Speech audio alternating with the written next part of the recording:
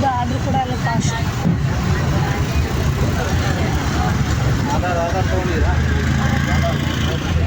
R V college, ಯಡಿಯೂರಪ್ಪನ college ಅಲ್ಲ. ನಾವು R V college Pattanagere police ಯಡಿಯೂರಪ್ಪನ ಕಾಲೇಜ್ ಪಟ್ಟಣಗೆರೆ ರೈಲ್ವೆ ಸ್ಟೇಷನ್ ಹತ್ರ ಇದ್ದೀವಿ ನಾವು.